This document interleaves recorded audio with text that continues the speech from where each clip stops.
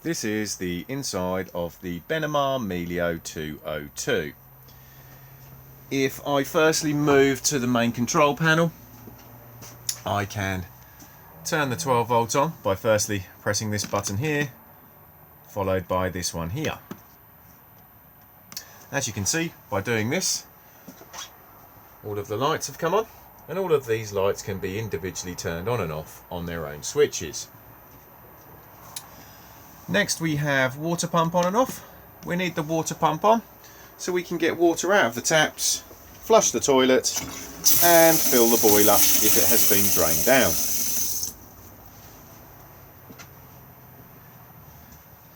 Buttons along the bottom mainly give us information. So this first one here will give us a reading of both of the leisure batteries. We then have condition reading of the vehicle battery, how much water is in the fresh tank. When the waste tank needs emptying, a red light will begin to flash next to the waste tank symbol just here. And when the fresh water gets low, this amber light here will begin to flash. And you will also get flashing indicators if any of the batteries are low. This last button here just controls the illumination of the control panel.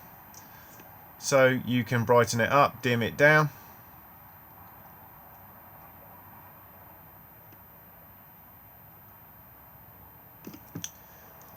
This light here is just letting us know that we're currently connected to mains electricity, and a light will illuminate here when you start the engine of the motorhome to let you know the alternator is charging both vehicle and leisure batteries. This can only be viewed if you have these two buttons on here. If I now just move across, we next have the Truma control panel for the heating and hot water. At the moment it's just showing us the time, and it's also letting us know that we're connected to mains electricity.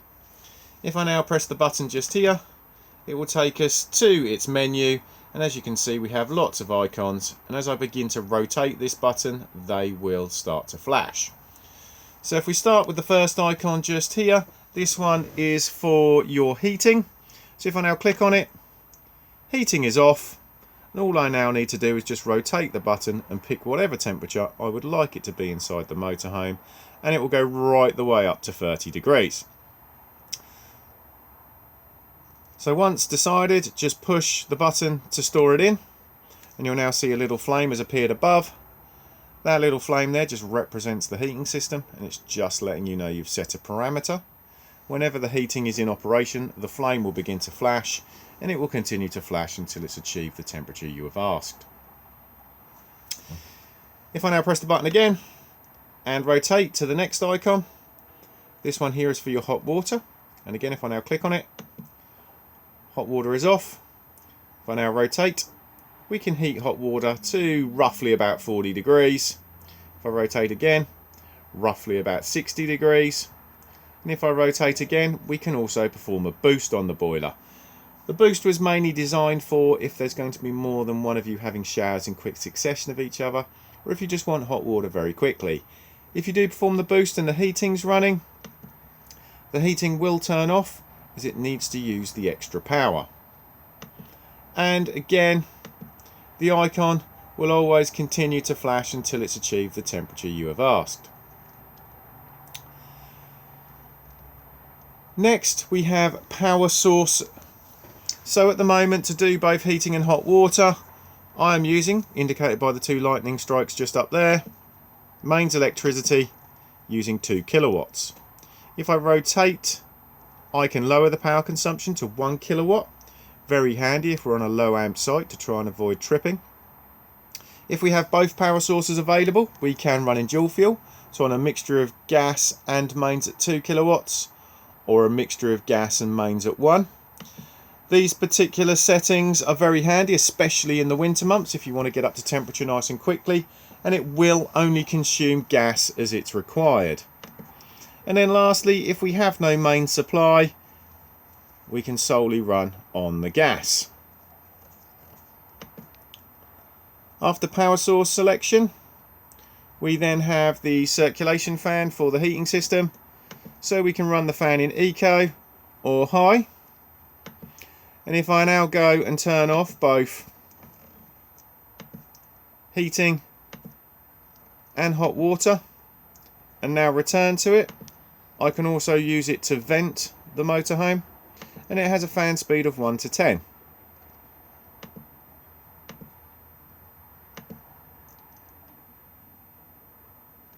Now we drop to the lower icons, and this first one here is for a basic timer. So if I now click on it, we can set when we would like the timer to begin and then end. And then we just decide what we would like on. So let's say we want the heating to come on to 19 degrees. We want water at 60.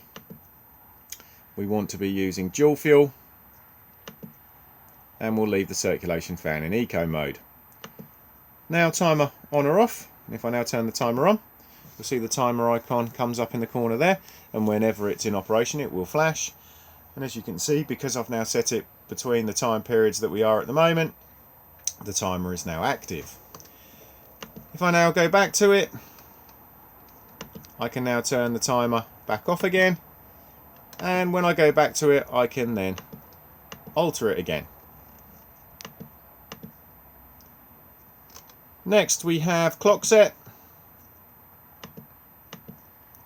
and then lastly, with the little picture of the spanner, we have the settings menu. And within this we have index, which is really just for the technicians. It just lets them know what software is running. We then have brightness of this screen,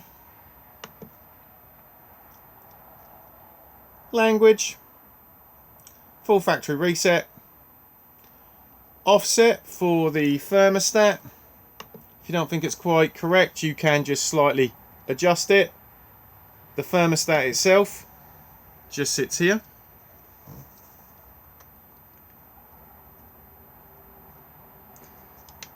From time to time, these particular control panels can throw up error codes.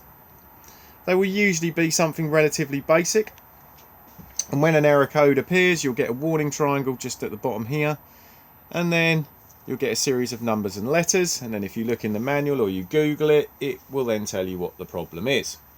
The main ones you will get are if you're trying to run the system on main supply and you have no mains connected, or if you're trying to run on gas and your gas bottles are turned off or depleted.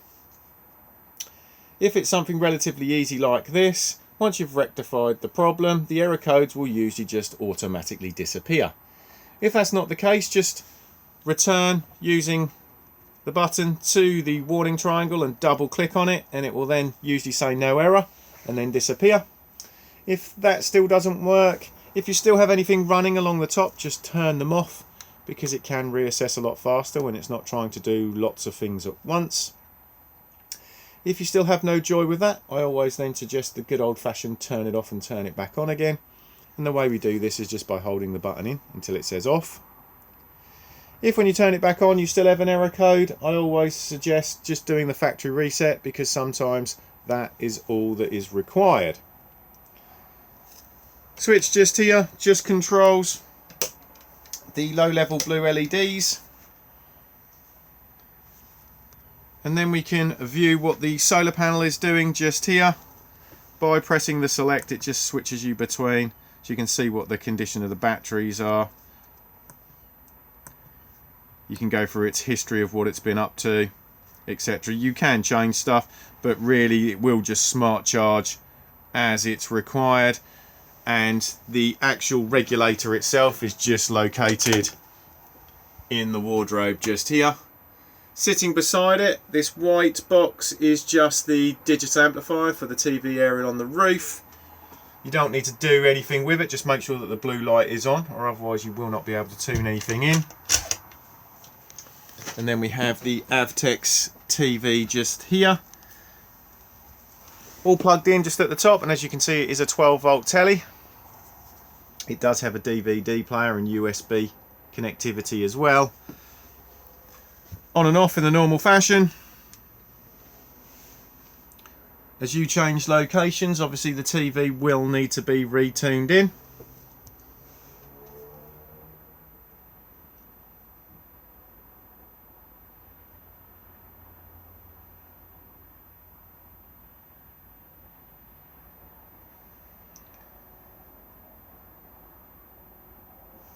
You have your TV guide just here, so literally just click on it and then just pick whatever you want. As you can see, the telly is slightly scrambled at the moment because obviously I've moved the motorhome since tuning the telly in. So to retune it back in again, just press this button just here. It will take you straight back to the retune menu and then just hit OK, and then it will begin to auto search. The telly can be slid up and down on the bracket just here. Always make sure that it is flushly away before lowering the electric bed. If I now just come to the bench seat just here and remove the cushions. If I now lift up, you can see we have the storage compartment that can be got to from the outside.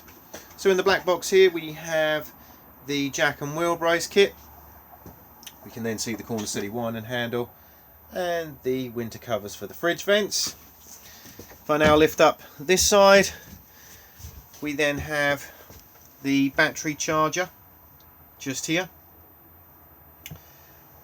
We then have the 12 volt fuses just here, so if anything is not working on 12 volt, just check to see if you've blown a fuse. And then we have the main trip switches just here. So if anything is not working on main supply, just check to see if you've tripped at this point here. If you haven't tripped here, it's more than likely that you've tripped at the site end. We then have the auto power changer just here. So if there is a problem with the main supply, it will let you know on here. It will let you know if there's an earth fault or reverse polarity, which is more commonly found on some continental sites. You will not usually find it in the UK.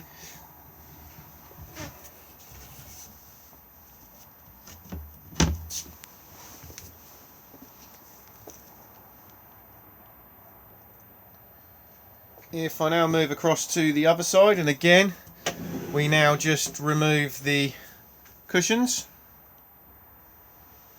and I now just lift up here, we have the location of the Truma boiler. The drain valve for the boiler is just down here, just this little bit with the blue diamond. These particular boiler drain valves are automatic, so if the temperature inside the motorhome drops below about 3-4 degrees, this drain valve will automatically open up and it will drop all the water out of the boiler to frost protect itself.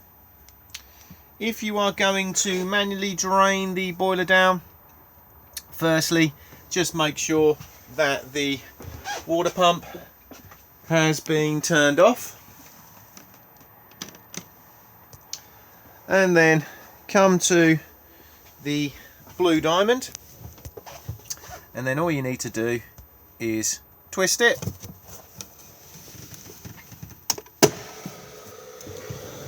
and then you'll see that little blue button at the base of the unit has now popped out, and all the water is now draining out of the boiler underneath the van. If it auto drains, all that will happen is the blue button will just automatically just pop itself out, and to reset it all you need to do is push it back in. If when you're pushing it back in it's popping straight back out again, it is just too cold in the motorhome and you'll need to turn on the heating to generate some heat to allow it to reset. If you are fully winterizing the motorhome, I would suggest that once you've done this, that you then also go around and open up all of the taps in the van as well, because this will help release any airlocks in the system and help it drain down more efficiently. When it comes to refilling the boiler, close all the taps in the motorhome, turn the blue diamond back into this position, and then go to the base and push the button in. Make sure the fresh water tank has water in it, turn on the water pump, and it will then begin to refill the boiler.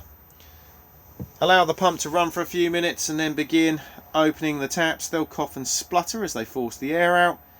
Once they're running freely on both hot and cold, reclose, and then the system will fully reprime itself. With the boiler, if you are running it on gas, you cannot open this window here because the flue sits underneath it, and you'll see that there is this device here which is a pressure switch. So as soon as this window opens, the pressure switch is released and it will then cut the boiler off, giving you an error code on the control panel. If I now slide this section back, which is what you would do if you want both of your travel seats, you can see the location of the water pump just here.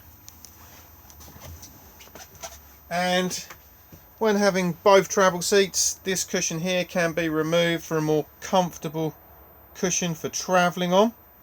And it looks like this.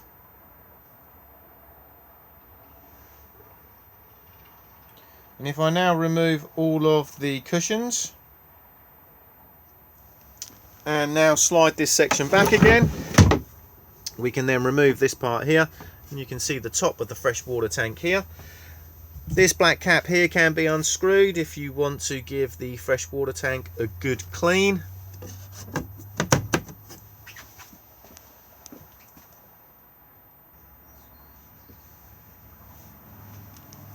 Storage just here, which again is, we can see right the way through to the door on the outside. So again, we can see the spare wheel just here.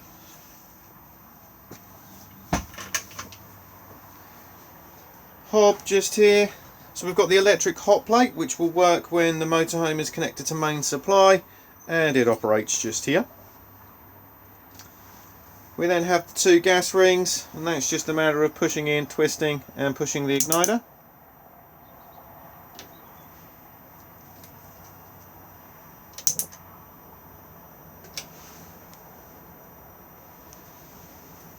Beneath that is the oven and the grill.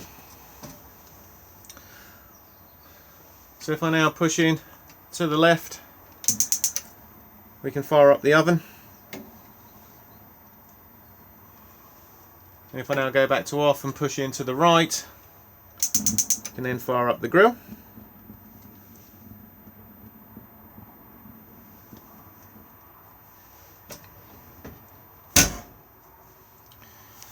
Storage and all the sections just here, and then we have the cutlery drawer just at the top just here.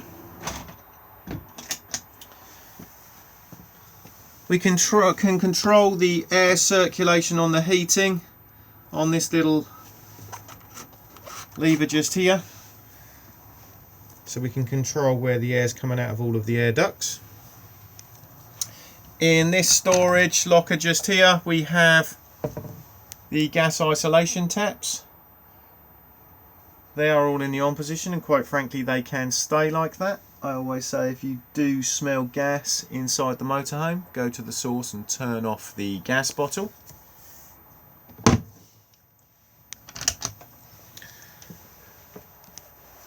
Microwave just here. Again, like the hot plate, will work when the motorhome's connected to the mains. Always advisable to remove the microwave plate, etc. for travel.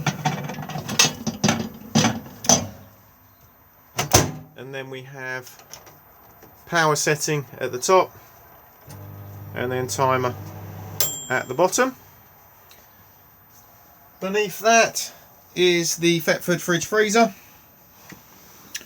On and off just here. So off, on, and you'll see you get a little green light indicating that it's on just there. And this is an automatic model, so as long as you are on A for auto, it will find the best power source for you. So because we're currently connected to main supply, it's put us directly onto mains. If I was now to run outside and pull the mains lead out, it would then automatically attempt to fire itself up onto gas. And then as soon as we start the engine of the motorhome, it will then automatically go over to 12 volt maintain to keep the fridge cold whilst on the move. As you can see, the screen will disappear after a few seconds, so it's not annoying you at night time. To re-illuminate it, just tap the on-off button. I can take it out of auto if I want to, just by pressing here. So I can manually put it onto mains, manually put it onto 12 volt maintain. We're going to get an error code at the moment because the engine is currently not running. And I can manually put it onto gas. But auto is the easiest option to have it on. Temperature control just here. And then this one here controls the unit's anti-condensation jacket. So anti-condensation jacket on and off. You definitely need the anti-condensation jacket on in the warmer months of the year. This will stop the unit building up condensation behind it, which would then run down the back and form a puddle beneath it. At the top here we have the freezer box, and then we have the large fridge here. With it being so large, it does come with this secondary travel catch just at the bottom here.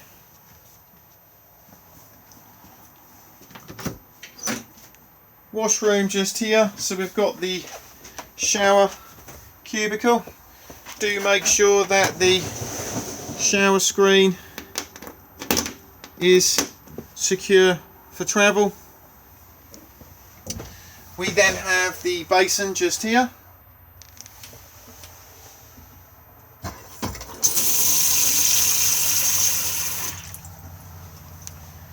Cassette toilet just here. So to open to the cassette, just slide the grey lever across. Push to flush just here. Level indicator just here, so this will illuminate to let you know when the cassette needs emptying. And then to close back up again, just slide the lever across. If this has been left open and you try to remove the cassette from the outside, it will not come out. So if you do feel resistance, just make sure that nobody has left this open. Then we have the vanity cabinets just here.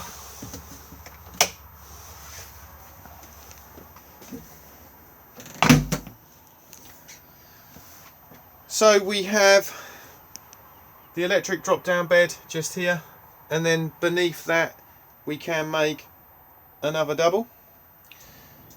To make this double, we need to firstly lower this table, and as you can see, this table can slide around everywhere, and then to lock it back into place, just slide this grey lever across. We can also rotate this table, and the way we do that is just by pulling down here and then rotating. And then to lower this table to make this bed, we just need to pull this lever just here and then apply pressure to the tabletop, and it will then drop. To make the bed, this table needs to drop down and then rest on the sections here and here. So if I now just do that, as you can now see, I've dropped the table into position and it's resting nicely on both parts. Next, this section here just needs to flap over and rest on here, and then it's just a matter of dropping all the cushions into the correct positions. If you do forget how to do this, it does give you a diagram on the door just here. To make the bed, you will also need this infill, which is just here.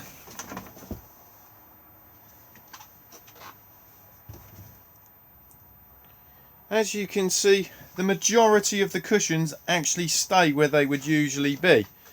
All I've really done is just taken this backrest cushion, which would usually be here, and pop it into this place here. And now you'll see we have just a large gap just here. What we need for this is this cushion here, and you'll see that you've got obviously a massive cutout just here. So if I now take the infill and slot it in, and then it's just a matter of popping it into place just here. And now with that cushion in place, you can see you have an extremely large double bed. For the electric bed,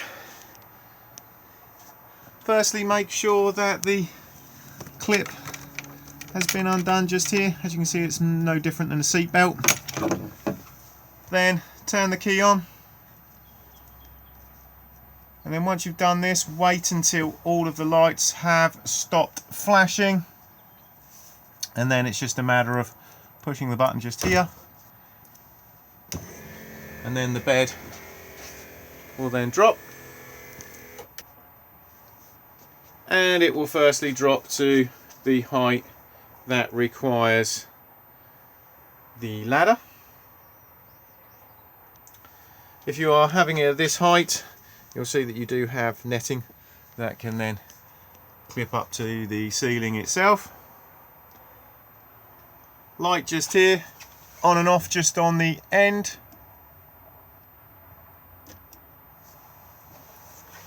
And then if you're going to have the bed in the lowest position, obviously make sure that any obstructions are cleared. Also make sure that you turn off all of the lights underneath to avoid scorching any of the upholstery. And then it's just a matter of pushing the button and holding it.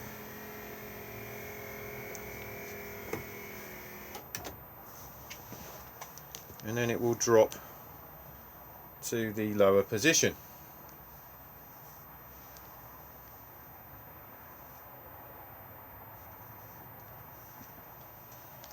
If I now press the button again, the bed will now begin to raise itself back up.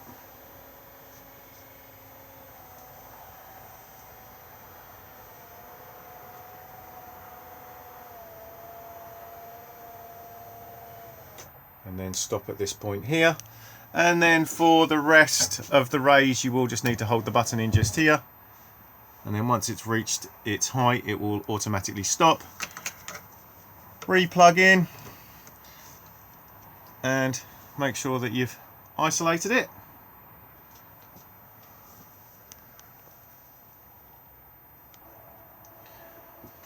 As you can see, both the drivers and passenger seats swivel, and they swivel round